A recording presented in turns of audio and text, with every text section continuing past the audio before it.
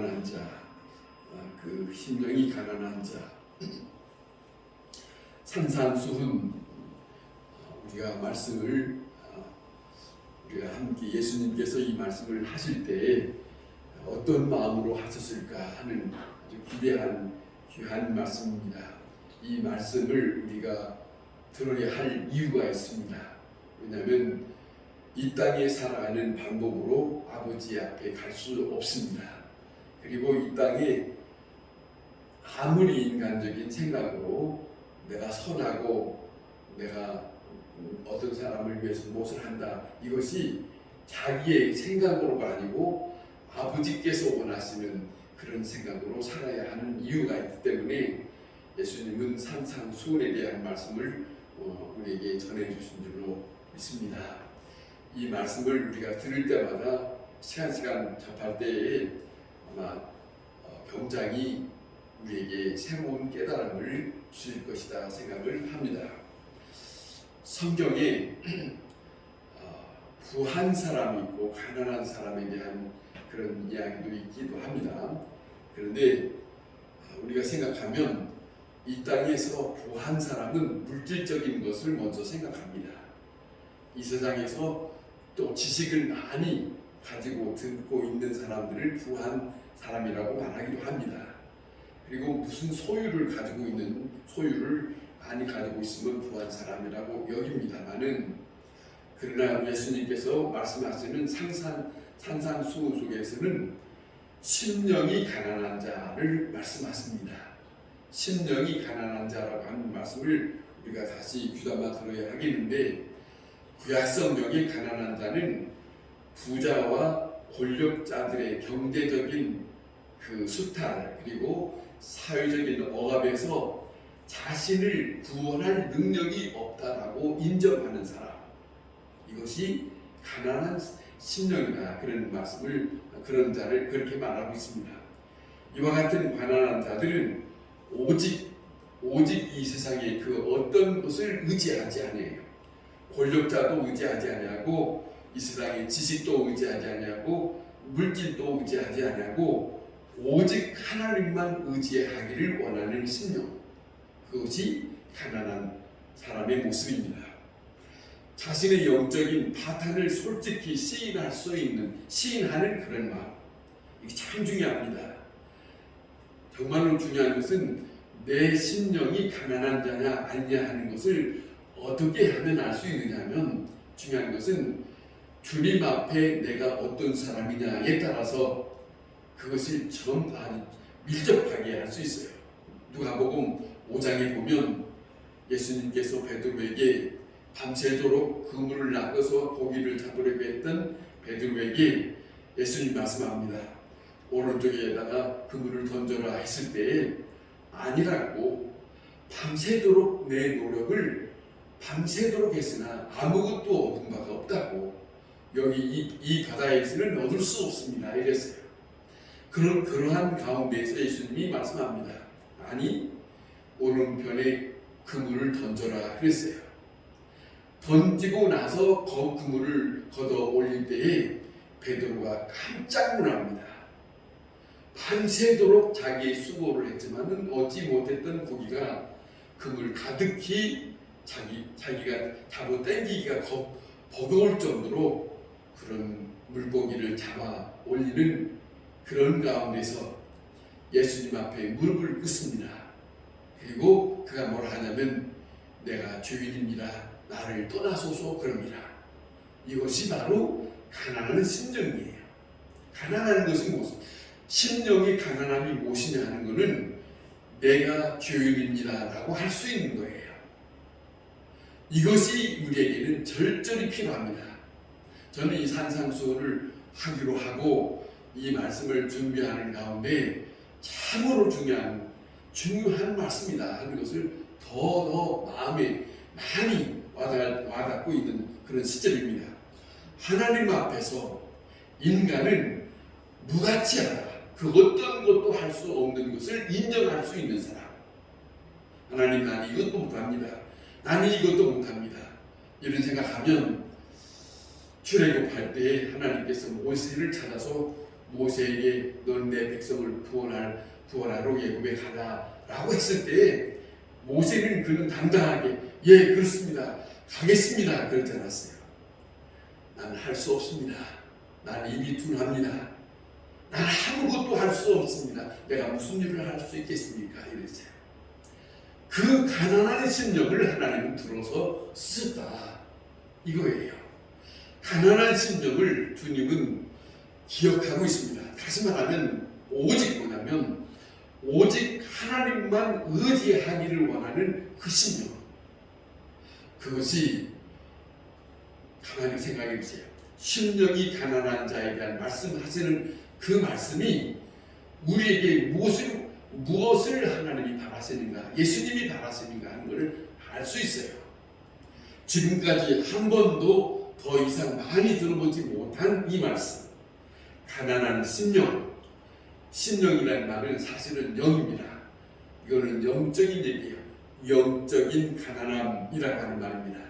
이것을 우리는 생각을 해야 하는데, 자신의 죄를 통회할 수 있는 심령, 그리고 나는 죄인입니다라고 무릎 꿇고 회개하고자 원하는 그 심령.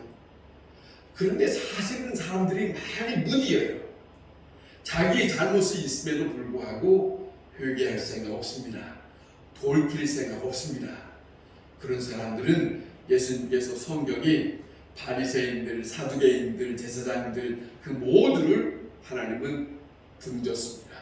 예수님은 등졌어요. 그들과 상관하지 않았습니다. 무서운 겁니다. 그들에게 뭐라고 하냐면 심지어 눈이 어두운 소경이라고 말합니다. 왜? 생각하면 눈만 어두웠을까요? 귀도 멀었죠. 듣지 못하고 보지 못하고, 그리고 자기 자신이 어떠한 사람인가를 알아야 무릎을 꿇든지 그리고 회개를 하는지. 그런데 모르거든요. 모르니까 예수님은 십자가상에서 자 그렇습니다. 아버지여 저들이 하는 것을 알지 못합니다. 저들을 용서하여 주옵소서. 아는 분은 예수님이에요. 저들이 하고 있는 일을 까마득하게 알지 못하기 때문에 회개하지 못합니다. 그게 문제입니다. 그러니까 예수님이 오늘 이 산상수훈에 심령이 가난한 자가 되어야 된다 하는 말씀을 하시는 이유가 얼마나 소중한가. 우리에게 깊이 많은 것을 깨닫게 하는, 그 다른 것보다도 더 중요한 것은 심령이 가난한 마음을 가진 사람이 필요하다. 여러분, 우리는 언젠가 스스로 돌이키는 사도 바울에 대한 말씀을 전한 바가 있지만은, 여러분, 내가 기도도 하고 내가 찬송도 하고 내가 복음도 전하기도 하고 내가 무엇을 한다고 하는 입장에 거기서 꽂혀서 나는 대단한 사람처럼 생각하면 큰 오산이에요. 바울은 아버지여, 그는 철저하게 자기 자신에 대해서 고백하는 바가 있습니다. 나는 죄인입니다. 그럽니다. 예수님을 만난 사람입니다. 그런데도 나는 죄인입니다. 그렇습니다. 이 사망에서 나를 누가 건져내랴? 이 사망에서 나를 누가 건져낼 수 있으랴라고 고백하는 절절한 모습이 그의 삶 속에서는 언제 어느 때든지 그 마음이 있었다는 거예요. 왜냐하면 자기 자신이 어떤 사람인가를 아니까 무릎을 꿇어요. 주여 나를 도우소서 그럽니다. 그런데 이렇게 말하면 이렇게 생각하는 거죠. 눈이 어둡고 귀가 어두워요. 이건 참 불행한 겁니다. 정말로 나 자신을 안다는 것은 그리스도를 보고 나 자신을 발견할 수 있는 거예요. 그런데 그리스도를 안다고 하면서도 모르고 있는 것은 회개하지 아니하고 통회하는 마음이 없는 사람. 이건 불쌍한 사람이에요. 자, 보세요. 오늘 이 첫째에 심령이 가난한 자가 복이 있다. 천국이 그들의 것이며라고 하는 말이 얼마나 소중한 것인가 하는 겁니다. 무슨 말이냐면 이 팔복에 대한 것의 첫 번째 심령이 가난한 자 그랬어요. 이것을 첫째 번으로 두었어요. 왜냐하면 이거 다음에 차곡차곡 올라가는 단계가 있기 때문에 이 말씀, 먼저는 심령이 가난한 자가 되어야 된다. 심령, 영적인 내 가난함을 알고서야 그 다음에 주님에 대한 필요성을 알고 주님 앞에 나 자신을 하나님이여 나 같은 사람 불쌍히 여겨주세요 할 수 있거든요. 그런데 안 해요. 안 합니다. 다른 어떤 것은 생각할 수 있으나 하나님이여 나를 불쌍히 여기소서 안 합니다. 이게 문제입니다. 자, 천국에는 심령이 가난하지 아니하면 천국에 들어갈 수 없습니다. 오늘 이 말씀이 그거예요. 심령이 가난한 자가 복이 있는데 그 사람에게 천국이 저의 것임이라고 했어요. 그렇다면 심령이 가난한 자야만이 천국에 갈 수 있는 거예요. 심령이 가난함을 갖지 아니하면 천국이 저희 것이 아니에요. 이 구절을 알고 이 구절을 외우는 것이 문제가 아니고 성경을 보고 성경을 듣고 그것이 문제가 아니고 하나님의 말씀을 접할 때 그 말씀 속에서 나 자신을 발견할 수 있어야 된다는 거죠. 내가 어떤 심령이어야 되는가? 내가 지금 어떤 심령인가? 내가 지금 하나님 앞에 내 심령이 가난합니다. 아버지께서 나를 도와주셔야 하겠습니다. 아버지여, 내가 무엇을 해야 됩니까? 이거 말입니다. 이 심령이. 자, 주님께서 여기에 관심을 가지고 있는 것은 영입니다. 영이에요. 영적인 거예요. 영의 가난함이에요. 누군가 하나님 앞에서 철저히 가난한 영. 자, 다른 것이 섞여 있는 것이 아니라 근본적으로 하나님만 바라볼 수 있는 그것이 어느 순간이든지 어떤 입장이든지 하나님만 바라볼 수 있는 바라보고 싶은 그 심정을 늘상 잊지 않고 가지고 있는 그 심령 말입니다. 그것이 주님은 관심을 두고 있어요. 그 사람을 바라보고 싶어요. 그 사람과 함께 하고 싶은 것이 예수님이에요. 그런 모습이에요. 이사야 57장 15절에 이런 말씀합니다. 한번 들어보세요. 뭐라 하냐면 이런 말씀합니다. 지극히 존귀하며 영원히 거하시며 거룩하다 이름 하는 이가 그랬어요. 이와 같이 말씀하시되 내가 높고 거룩한 곳에 있으며 또한 통의하고 마음이 겸손한 자와 함께 있나니 이는 겸손한 자의 영을 소생시키시며 통의하는 자의 마음을 소생시키려 함이니라. 뭐라고 말씀하냐? 다시 존귀하고 영원히 거하시고 거룩한 이름을 가지시는 그분이 거기에 있는 그분이 내가 높고 거룩한 곳에 있는 그분이 통의하고 마음이 겸손한 자 그와 함께 하기를 원한다. 이세요. 높이 계시고 거룩하시고 존귀한 그분이 있는 곳에는 마음이 겸손한 자, 통의하는 마음을 가진 사람 그곳에 함께 한다네요. 말씀 하나하나를 귀를 기울여 들어야 합니다. 너무너무 우리는 이 말씀을 잊어서 이 말씀을 떠나서 생각할 수 없어요. 우리는 쉽게 생각할 것이 아니라 주님이 말씀하시는 말씀을 구절구절 한번 들려주는 이 말씀을 한번 생각해 보세요. 주님은 높고 존귀하고 영원한 거룩한 곳에 계시는 그분은 이사야서 59장에 말씀을 이렇게 하신다는 거예요. 통의하고 마음의 겸손한 자와 함께 있나니 이는 겸손한 자의 영을 소생시키시고 통의하는 자의 마음을 소생시키시기를 원하려 하신다 하세요. 여러분, 주님 앞에 무릎을 꿇고 아버지여 나는 아무것도 할 수 없습니다. 아버지여 그리스도시여 나를 아시나이다. 나를 도와주옵소서. 언제든지 자 보세요. 성경의 몇몇 사람들을 한번 들어서 볼게요. 기도원이라는 사람 보세요. 주께서 해야 할 큰 일을 그에게 맡기기 위해서 사자를 통해서 그에게 보냈어요. 그랬더니 그가 하는 말입니다. 보소서 나의 집은 므낫세 중에 극히 약하고 나는 내 아버지 집에서 가장 작은 자이다. 주님이 보낸 자들의 심령 속에 왜 보냈을까? 그렇게 가난한 심령이 있는 사람들에게 보내 하나님은 찾으시고 그를 쓰시기를 원하시는 것을 알게 되잖아요. 기도원이라는 사람, 므낫세 지파 중에 약합니다. 내 집에서 가장 나는 지극히 작은 자입니다. 이렇게 말합니다. 여러분, 이 마음을 잃지 않아야 돼요. 가만히 보면 이 마음을 잃지 않고 사는 사람들이 있어요. 사도 바울이 그랬고 다윗이 그랬고 항상 하나님을 아는 사무엘이 그랬습니다. 하나님을 아는 사람은 항상 그러니까 그것을 이렇게 표현하는 거죠. 겸손한 자다. 자기를 낮추는 자다. 그것이에요.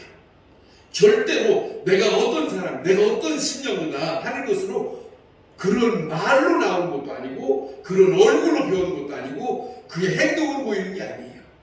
그는 잘 알고 있어요. 이렇게 고백할 수 있는 이유는 자기 자신을 하나님 앞에 비추었을 때 나는 내 가정은 내 조상은 아니 나 자신은 이러한 연약한 작은 자입니다. 이거라는 것이죠. 자, 생각해보면 얼마나 우리가 깊이 한번 받아들여야 할 문제가 있습니까? 자, 보세요. 임무를 수행할 자격이 없음을 깊이 느끼고 있어요. 자신의 부족함과 부적절하다고 하는 것을 고백하는 이 기도원의 마음, 가난한 심령. 다시 말하면 주께서 나를 붙잡아야 내가 쓰임받을 수 있습니다. 내가 할 수 있는 건 없습니다. 이런 거예요. 자, 다윗은 시편 50편 5절에 이런 말합니다. 다윗이라는 사람이 이렇게 고백합니다. 나는 가난하고 궁핍하오니 그래요. 나는 가난하고 궁핍하오니 그래요. 여러분 한번 물어볼게요. 여러분이 지금까지 믿음으로 살아오는 동안에 하나님이여 나는 가난하고 궁핍합니다 라고 하는 한번 그런 고백을 해보신 일이 있었습니까? 하나님이여 나는 가난하고 궁핍합니다. 다윗이 그렇게 고백합니다. 한 곳에만 아니에요. 여러 곳곳에서 어느 때든지 그는 다윗은 나는 가난한 사람입니다 그랬어요. 하나님이여 속히 내게 임하소서. 주는 나의 도움이시요 나를 건지시는 이시요 여호와의 지체 여호와께서 내게 오시는 것을 지체하지 마옵소서. 믿음으로 사는 사람의 삶의 가장 기본적인 것이 바로 이 바탕이에요. 기본적인 것. 가난한 심령. 흔들리지 아니하는 이사야서 말씀하신 것처럼 심지가 굳게 박혀 있는 그런 사람이 어떤 사람인가 하는 것은 심령이 가난한 자. 그거라는 것을 우리가 봅니다. 이사야서에 보면 이사야는 환상을 본 이사야가 하는 말입니다. 나는 입술이 부정한 사람이옵니다 합니다. 이사야 6장 6절에 말합니다. 심령이 가난하다는 것. 하나님이여 나는 입술이 부정하다는 말은 하나님이여 나는 죄인입니다. 하나님이여 나는 하나님 앞에 온전한 자가 아닙니다. 이런 말을 이런 고백을 할 수 있는 사람 베드로를 생각하면 이렇습니다. 주여 나를 떠나소서 나는 죄인이로소이다. 아까 말씀드린 것처럼 자, 사울은 이런 말합니다. 예수님을 만나기 전에 의의 양양한 사람 아닙니까? 예수 믿는 사람들을 핍박한 사람이 아닙니까? 그러나 그가 다메섹에서 예수님을 만나고 난 다음에 부활하신 예수님을 만나고 난 다음에 그는 모든 것을 배설물로 다 여길 뿐만 아니라 오직 예수 그리스도 한 분으로 나는 족합니다. 바울이에요. 가난한 심령은 이 세상에 어떤 것을 나는 아직도 놓을 수가 없습니다. 나는 이 세상에 살면서 무엇도 필요하고 무엇도 필요합니다만은 아닙니다. 그것은 이 영이 가난한 것이 아니에요. 나는 이것이 다 필요치 않습니다. 다 이것을 배설물로 다 버릴 수 있습니다. 나는 주님을 만나고 난 다음에 오직 주님만이 나는 필요합니다. 나를 도우소서, 이 마음 말입니다. 이것이 바울이 일평생 살아가는 그 중심 속에 자리 잡고 있어요. 가난한 심령이 자리 잡고 있어요. 가난한 심령이 그에게 떠날 수 없어요. 믿음을 잘 지킬 수 있는 사람, 어떤 어려움이 있다 할지라도, 어떤 형편이 당할지라도 가난한 심령이 밑에 자리 잡고 있는, 자기의 중심 속에 자리 잡고 있는 한, 그 사람은 절대로 믿음을 저버릴 수 있는 사람이 아니다. 그걸 알 수 있어요. 자, 보세요. 예수님이 이렇게 가난한 심령을 말씀하셨는데, 예수님은 어떻게 말씀하셨는가 보면 이런 말 합니다. 나는 스스로 아무것도 알 수 없다 그래요. 듣는 대로 한다라고 해요. 그렇기 때문에 스스로 예수님은 사람이 되셨고 죄인의 몸으로 이 땅에 사람의 몸으로 오셨고, 그는 하나님의 동등된 위치에 있지만은 그는 신성의 대권적인 그 모든 것을 다 내려놓으시고 인간의 입장으로 내려오신 그분이 스스로 가난한 심령의 입장으로 이 땅에 사람들과 함께 있었다는 것이에요. 예수님이 그 입장을 취하지 아니하고 말씀하신 바가 없어요. 예수님은 하나하나 말씀하신 모든 것이나 사람들에게 말만이 아니라 자기의 입장을 이런 모습이다 라고 하는 것을 보여주면서 말씀하신 부분들을 우리는 많이 접할 수 있어요. 왜냐하면 그 나라가 그 모습이기 때문에, 그 나라의 그 모습이 어떤 것인가를 사람들에게 알게 하시기 위해서 취하신 것이 바로 이 모습입니다. 예수님은 사회 가시면서 일을 중단하지 아니하신 것은 왜냐하면 이겁니다. 심령이 가난한 심령이었기 때문에 그렇습니다. 자, 하나님 앞에서 아무것도 아닌 존재라고 하는 것을 의식하고 사는 사람, 이거예요. 다른 모든 사람들이 있다 할지라도 하나님 앞에 나는 매우 어리석은 사람입니다. 미련한 사람입니다. 아무것도 할 수 없는 사람입니다. 이것을 스스로 고백할 수 있는 사람만이, 그 심령이 되어야 하는 것은 다른 것이 아니, 그 심령이 되는 사람만이 주님을 찾아요. 그 심령이 되어야 주여 나를 도우소서 할 수 있거든요. 그 심령이 되어야 나는 주님을 찾아요. 주여 내가 여기 있는데 주님은 어디 계시나이까? 주여 주님이 내 곁에서 떠나면 안 됩니다. 주님이여 나와 함께 동행하셔야 됩니다. 주님이여 내게, 그러잖아요. 보세요. 에레미야서나 에스겔서에 이런 말씀합니다. 내 말을 너의 입에 두었다. 내 말을 너의 배에 채웠다 하는 말씀이세요. 자, 저들은 아무것도 할 수 없으나 아버지로부터 인하여 아버지의 뜻을 할 수 있는 것을 알게 하신 이가 주 여호와이시기 때문입니다. 여러분, 중요한 겁니다. 무슨 말이냐면 철저히 나의 무능이라고 하는 것을, 아무것도 할 수 없는 자임을, 무능한 자임을 인정할 수 있어야 합니다. 아멘. 아무것도 할 수 없습니다. 아니, 나는 아버지여 나는 앞을 볼 수 없습니다. 내가 들을 수 없습니다. 자, 보세요. 예수님께서 소경을 눈을 뜨게 하는 것이 무엇인지, 그냥 육신적인 눈을 열는 게 아니에요.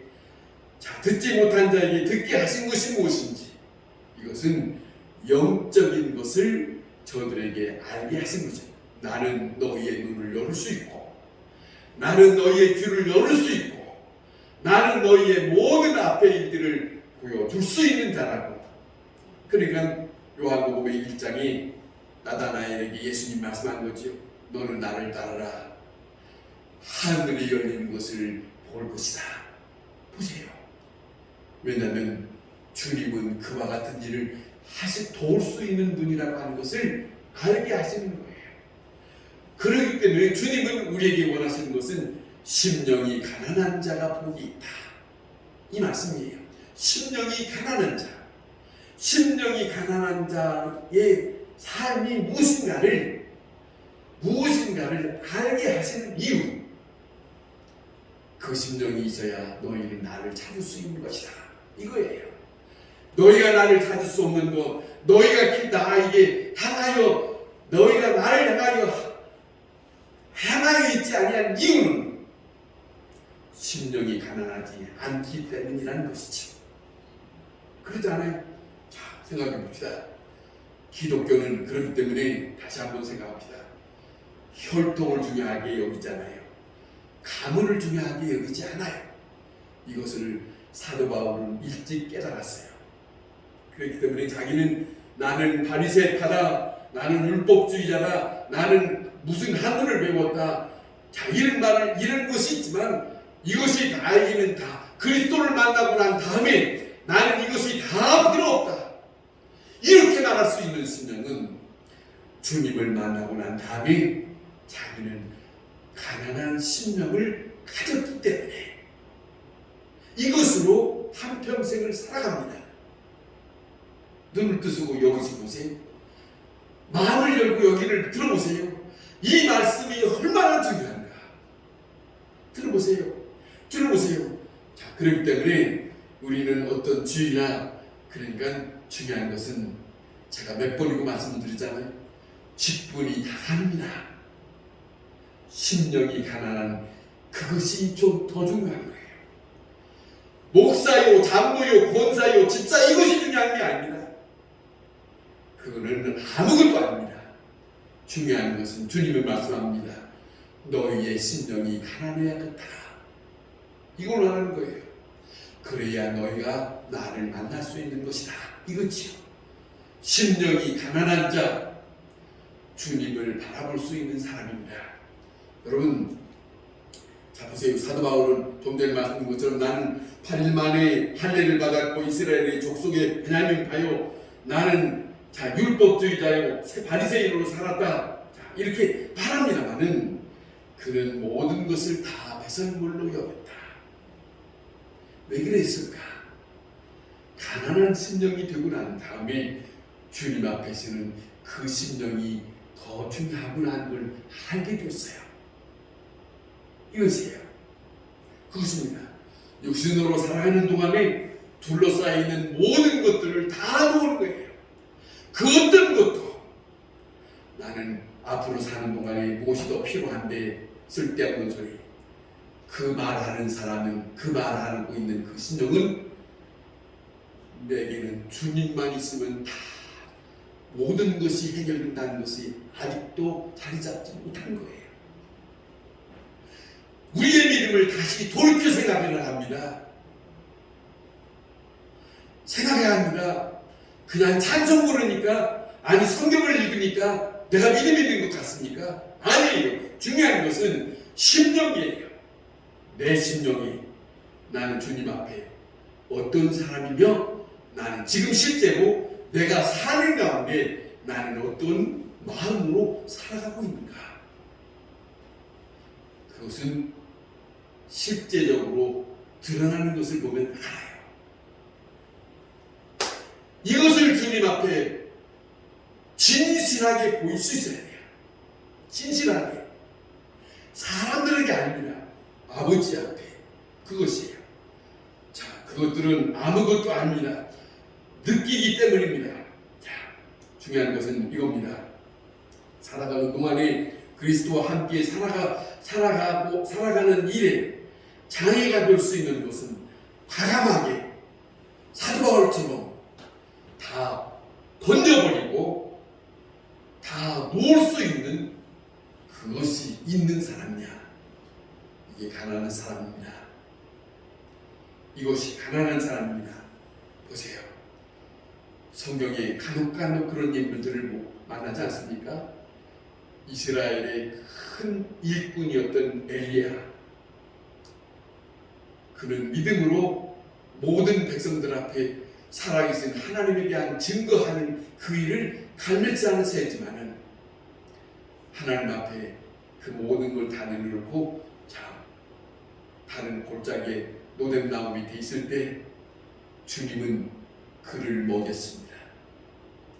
주님은 그를 헤아렸습니다. 어떤 심령이냐? 나는 주님과 함께 있는 사람이다 하는 것을 원하고 사는 사람 아닙니까? 이걸 원하시는 거죠. 주께서 가난한 심령에 있는 사람, 주님은 다 여기 출애굽할 때 40년 동안, 여러분 다시 들으세요. 왜 이 말씀을 다시 들어야 되냐? 아직도 주님 한 분이면 된다 하는 것이 아직도 그 자리에 그 심령이 안 됐습니까? 주님은 40년 동안 저들에게 일을 하게 하지 않았습니다. 아버지의 말씀으로, 여호와의 말씀이면 너희는 먹고 살 수 있다는 것을 가르쳐 주었다고 하지 않았습니까? 그런데 아직도 아니요, 내가 걱정하고 있어요. 마태복음 6장에 예수님은 말씀합니다. 이방인과 같이 하지 말라. 이방인과 같은 생각을 버리고 오직 그 나라와 그 의를, 그러잖아요. 이 말씀 여러분의 마음속에 어디 있습니까? 저만큼 있습니까? 내 속에 있습니까? 마음 진심으로 거짓되게 말하면 안 됩니다. 내 마음의 가장 중심에 자리 잡고 있으면 주님이 사도 바울이 살았던 것처럼, 하나님의 사람들이 살았던 것처럼 주님이 모든 것 앞에 다 맡기고 살 수 있는 심령, 그 심령이 가난한 심령이다 하는 것을 이 시간 다시 한번 잊지 말아야 한다 하는 말씀입니다. 하지만 하면 이겁니다. 하나님만 바라보고 그의 은혜와 자비를 철저히 의뢰할 수 있는 심령. 여러분 다시 한번 생각해 보세요. 지금 내 심령은 가난한 심령인가? 어째요? 가난한 심령입니까? 정말로 아니 지금 그 말 듣고 아멘이 아니라 내 심령이 가난한 심령이냐? 가난한 심령이 아니라면 회개해야 돼요. 하나님이여, 내가 지금까지 가난한 심령을 가지지 못했습니다. 그 고백해야 돼요. 정말입니다. 예수님의 제자 사도 요한은 밤모섬에서 주님을 대하면서 그는 이렇게 말합니다. 죽은 자처럼 이라고 하는 말입니다. 주님 앞에 죽은 자처럼 그는 하나님을, 예수 그리스도를 대했다는 거죠. 우리가 하나님 앞에 어떤 느낌으로 사느냐, 그거예요. 심령이 가난하게 되는 것은 오직 하나님만 바라볼 수 있는 심령이 그렇다. 오직 하나님께서 우리에게 무엇을 기대하시는가를 살피고, 우리가 하나님 앞에 서 있음을 정말로 늘 생각하고 사는가? 정말 그렇습니까? 이것이 우리에게 물어봐야 돼요. 예배 드리는 때는 그래야 된다, 아멘 하는데, 예배 드리는 장소에서는 아멘은 하는데 실제 생활에서는 그렇게 살고 있는 가난한 심령이냐? 이것이에요. 동시에 예수 그리스도를 바라보고 살아가는 것이 하나님의 사람입니다. 사람을 바라보는 게 아닙니다. 목사를 바라보는 게 아닙니다. 그 어느 누구를 바라보고 생각하는 게 아닙니다. 오직 사람은 할 수 없으나 오직 하나님만 하신다고 하신 그분을 바라볼 수 있는 심령, 그게 가난한 심령이다. 그 가난한 심령이 있어야 천국이 저희 것입니다. 그 그냥 천국이 저희 것이 아닙니다. 천국이 근한이 아닙니다. 어떤 사람은 그래요. 믿으면 말은 맞아요. 그런데 중요한 것은 주님은 말씀합니다. 이 팔복 속에서도 천국이 저희 것입니다 하는 구절이 몇 군데 있습니다. 보세요, 여러분. 절대 가난한 절대적인 심령의 가난함 느끼지 않고서는 주님을 바라볼 수 없음을 여러분 다시 한번 받아들일 수 있기를 바랍니다. 어느 사람이든지 어느 누구든지 오직 주님만을 바라볼 수 있는 사람은 심령이 가난한 자만 주님을 바라볼 수 있는 자입니다. 그래야 주님이 준비해놓은 그 천국이 저희 것입니다 라고 하는 것을 우리는 기쁨으로 받을 수 있는 자가 된다는 것이지요. 여러분, 이 말씀을 오늘 이 시간에 이 말씀을 들으시고 왜 이 말씀을 하시는지 이제는 이해가 가겠죠? 왜 이 말씀을 예수님이 심령이 가난한 자가 복이 있다, 그들에게 천국이 저희 있습니다 라고 하는 말씀을 이제는 뭔가가 이해가 되지 않겠습니까? 이 심령이 주님은 우리에게 원하고 있습니다. 기도하겠습니다.